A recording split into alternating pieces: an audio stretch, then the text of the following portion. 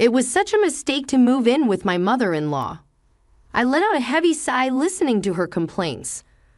My name is Matilda, 31 years old.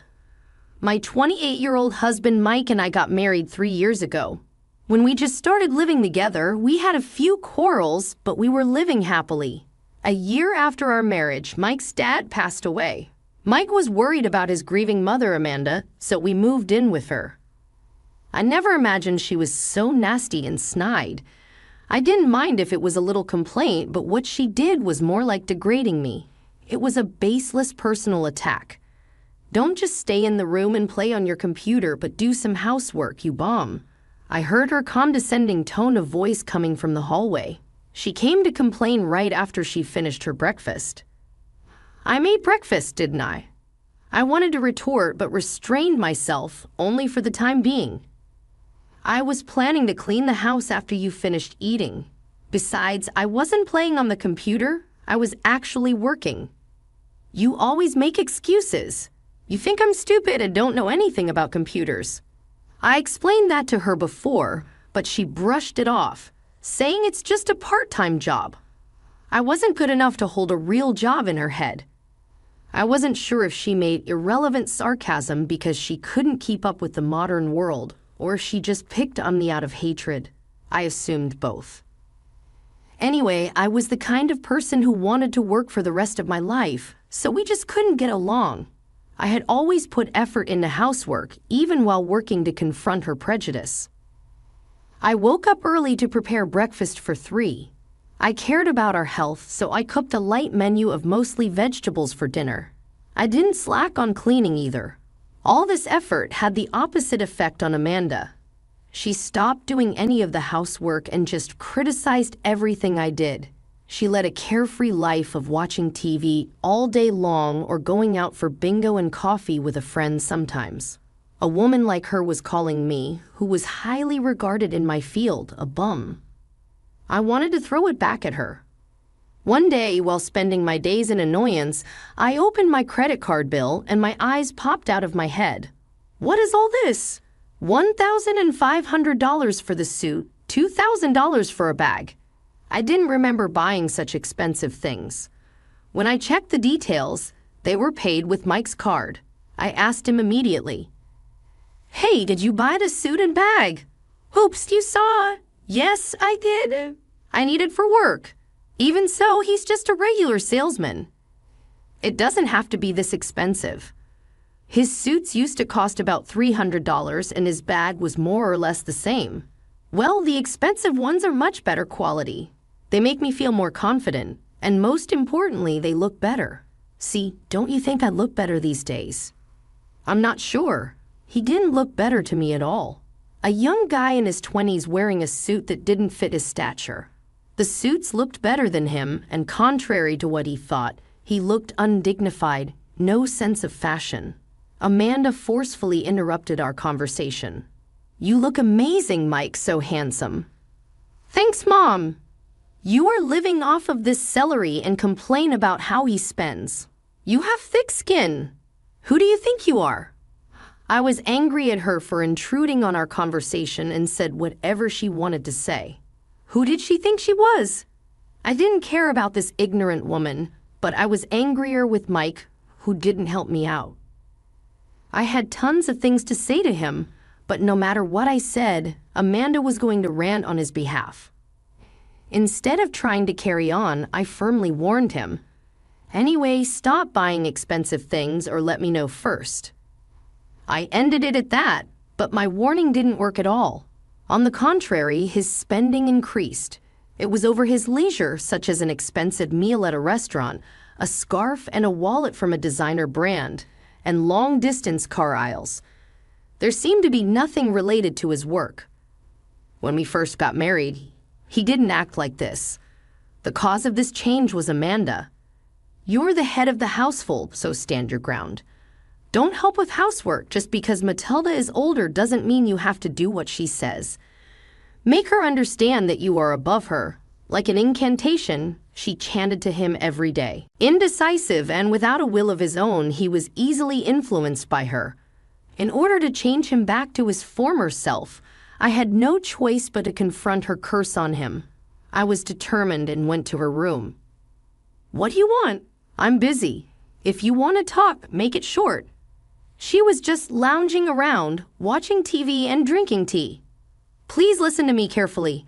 We cannot save any money because of Mike's overspending.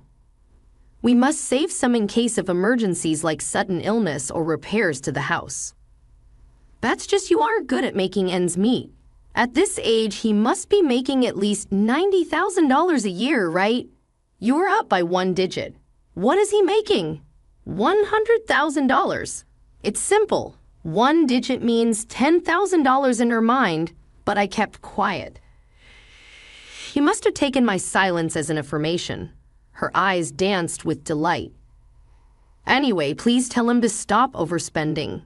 Okay, that's all. If so, please leave." She waved her hand as if to get rid of a fly. Oh, I rolled my eyes. A few days later, Amanda excitedly barged into my room. What is it? Stoned. She showed papers to me with a smug look on her face, saying, "Say this and divorce Mike now. You were after his money from the beginning, you gold digger." Mike's sections were already designed. I took the papers from her hand and went to Mike. "Hey, Mike, could you sign this?"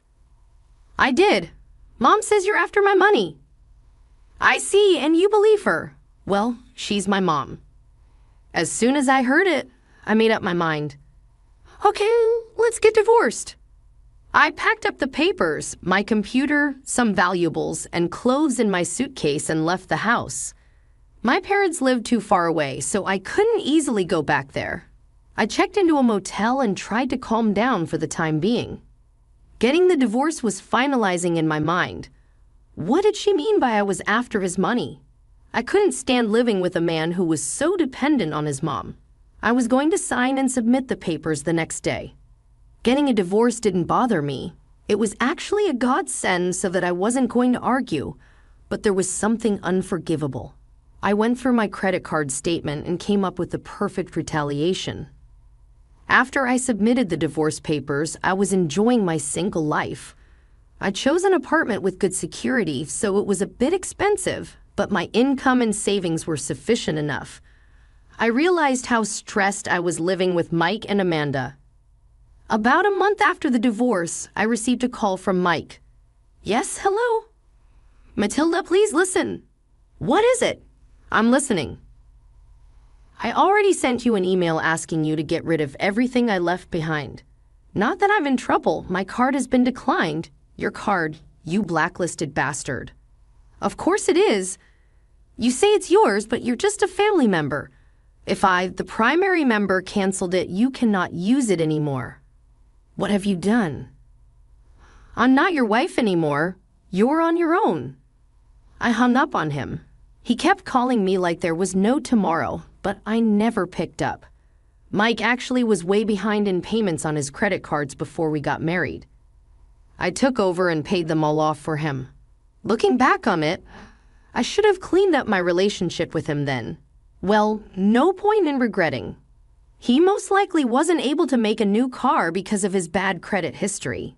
Anyway, it was none of my business at all. A few days after Mike called, I saw someone hovering around in front of my apartment building. It was Amanda. She happened to see me on the street and followed me. I was impressed with her blunt action. "I need to talk to you," she clamored and clung to me at once, so I reluctantly took her to the cafe nearby. "What do you want now?" "Well, about this." Amanda was holding my bank statement. It was from a few months ago, so I didn't need it. "Is this your salary?" "Yes. This is what I earned working from home. You used to say it was just part-time." "I am a professional." She kept quiet. Her hand holding the statement was trembling. "I can't believe it. Wasn't my son earning 6 figures? No way that idiot could make that much. You're too naive." I said once and for all, her peanut brain really believed it was her son. Mike was making 1/10 of my income. He worked as a salesman with a low base salary and a big commission. The more he sold, the bigger the paycheck, but that carefree guy was happy as long as he got the space. He was totally relying on my salary. Oh no, he must not have even had the tactic of relying on me. Amanda finally grasped the reality. Sweetie, it's not too late to get back together. Too late, I firmly replied. How amazing. Even though her suggestion was interrupted, she undeniably spoke with that sweet tone of voice. You were once in love and got married. It should be a shame to just part like this. Not at all. It's more shameful to have you guys spend my hard-earned money. Oh my God, you're terrible. Don't depend on me and go work yourself. Then you won't be a bum either. Is that your only concern? You're so awful, disregarding, and a woman. I took note of her ranting and gently left the cafe. I felt relieved from the stress of living with her after seeing Amanda's disordered look of dismay. I planned to deliver the final blow to Mike one Friday night. I confronted him in front of a building downtown, a kind of red light district where his strip club was located. Mike showed up after 9 p.m. with a girl dressed in a skimpy dress. What are you doing here? You're an idiot. You've been using my credit card at this place. I had seen the name of the club on several statements, and it was always on Fridays. Once I had the name, it was easy to find the location. Honey, who is this? The young woman looked in her early 20s. The hem of her skirt was up to her crotch, and her top revealed her cleavage. Hi, I'm his ex-wife. In other words, just a stranger. Shut up. I came to tell you something. Please pay back the debt I took over before we got married and the money you spent during the marriage. My lawyer will send you a detailed invoice in a few days. Please take care of it. Also, it seems you got a lot of gifts from him, but I paid for all that. Wait, Matilda. Ignoring him, I walked away, clacking my heels on the street. How about it? I felt so cool.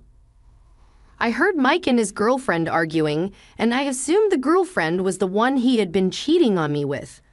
I had seen a list of transactions from a cosmetic store, a brand popular with young women, and even the motel. All of these suspicious purchases were made on Fridays, and of course, all the payments at the strip club were also made on Fridays. Later, I found out that he spent Friday afternoons with his girlfriend. He bought whatever she asked him to and then went to her work together. By looking at the pattern of their activities from the statements, I came up with the idea of confronting them in person on the spot. I assumed they would have a dramatic end after his girlfriend found out the truth about his wealth, just as I declared to him. I sent him an invoice through my lawyer. As soon as he received it, he and Amanda visited my lawyer. Please help us. You're a lawyer. You're supposed to help people in need, right? They cried out. When my lawyer asked him about the situation, they told him that they received a pile of bills from the credit card, electricity, gas, water, and even taxes. Mike's salary wasn't enough to cover all of that, and Amanda's savings weren't making up for it. I didn't know you were married. I was cheated. I want compensation. Mike's girlfriend demanded a large amount of money. I'm not in the position to pay back, Matilda. I want you to tell me how to clear this debt. He had consulted with the totally wrong person. My lawyer was supposedly at odds with him. If you own the house, why don't you sell it and use the proceeds to pay off your debt? He advised at first. Then he reminded Mike that if he didn't repay me, we were going to a court hearing. Hearing this, Mike and Amanda went home. Weeks went by with this postponement. Later on, my lawyer was asked to wait for the payment while they sold the house. I didn't have a choice. It took some time, but the money was returned. He did a terrible thing to me, and I could have demanded alimony as well.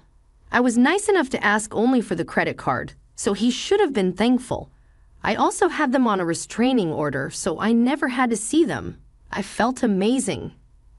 I laughed out loud in the comfort of my apartment. Well, Mike and Amanda ended up renting a tiny shabby house after they sold the house and paid off the debts. I had passed it by before. The ivy covered the whole house, and the paint was peeling off the walls. It looked like it was built 50 years ago. It was the only place Mike's salary and Amanda's pension could afford. I thought he had learned his lesson from this and started working hard. But he went downhill. He was finally fired from his work. He never looked for another job and started drinking all day at home. He fell down the stairs one day and was rushed to the hospital by ambulance. While Amanda was busy taking care of him and trying to come up with the money to pay the bill, she strained her back and became immobile. Perhaps because she stopped moving around, she started showing symptoms of dementia and couldn't be left alone. She was on the waiting list for moving into an inexpensive care facility. I got a call from a relative of Mike who gave me the devastating update one day. She also asked for those two if I had any interest in getting back with Mike. My answer was no, of course. She seemed to expect it, and I never heard from her again. I moved again 2 years after the incident. This time, alone. I live with my new life partner. After my divorce, I changed the way I worked. I moved back to being with my parents and worked in an office nearby. Not only Amanda, but my parents are getting old. I want to be close to them in case they need me. I met my new husband at work. He's a year younger than me and very reliable, totally the opposite of Mike. He loves and cares for me more than anything. I didn't feel secure enough to have a child with the income and personality of Mike, but my current husband and I should be able to raise a child together. With a positive pregnancy test in my hand, I could imagine my husband's happy face, which makes me grin.